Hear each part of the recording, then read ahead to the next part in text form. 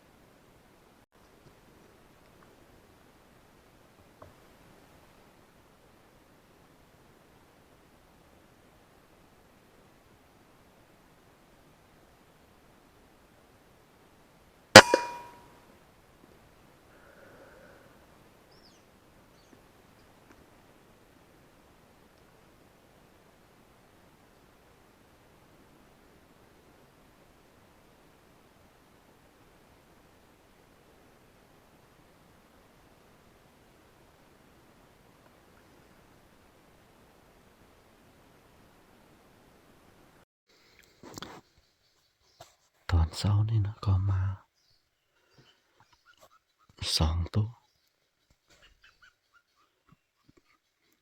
มา2ตู้ที่ มากินกองอ้อยนี่จะกินตัวหนึ่งแล้วก็ตัวหนึ่งมันจะมาจับแถวเทิงนี่มันจะมาจับแถวนี้เนาะก็ยิงตกไปแล้ว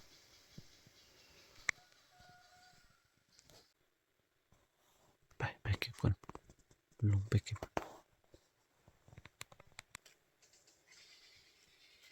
นี่เข้ามาเนาะออกมามันยานแซวอยู่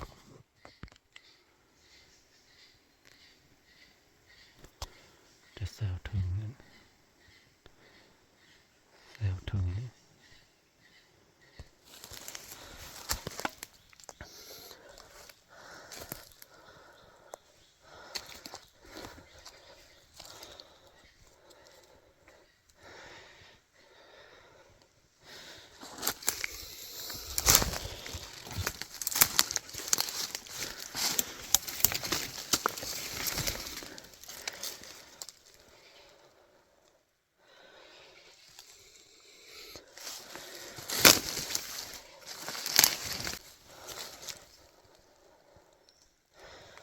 มาแต่ตัวใหญ่ๆสองตัว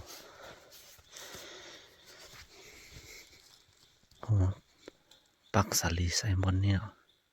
ตัดไปหมดแล้วมั่งนั้นนี่ก็ตัดไปมั่งนี่ก็ตัดไปบนนี้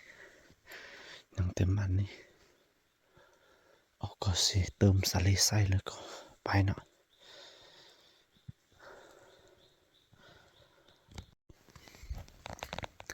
ห้องนี่เนาะหอมมาขันหอมบ่พอไปเวียกนี่ก็น่าจะได้ยิงตึ้มแล้วฟอกไปเวียกก็ยาซะเดี๋ยวไว้โอกาสหน้าก็อ้อยเติมใส่เป็นที่เรียบร้อยแล้วก็ได้สองตัวหกเนาะเดี๋ยวเขาก็ไปหาหน้างานของเขากันเดี๋ยวประมาณอีกสามมื้อเขาจึงคอยมาบึ้งขึ้นกองอ้อยนี่น่าประมาณ3 โลทุกคน3 โลนี่นับจะกลุ่มประมาณ3 มื้อนี่เท่านี้เขาก็ยังหลายอยู่ตอนเช้านี่รวมตัวที่เห็นที่ว่าบ่ได้ยิงก็5 ตัวนี่แต่ว่าได้ยิง2 ตัวแล้วยัง3 ตัวบ่ได้ยิงไปก็ไปหาหน้างานของเขาก่อนโอกาสหน้าก่อนจึงค่อยมาบึ้งขึ้นห้องนี่ก็ยังมีหลายอยู่แต่ว่าตอนเช้านี่จะเป็นจังไดเนาะคือว่ามันสงสัยมันบุกเข้ามาเลยเขาได้2 ตัว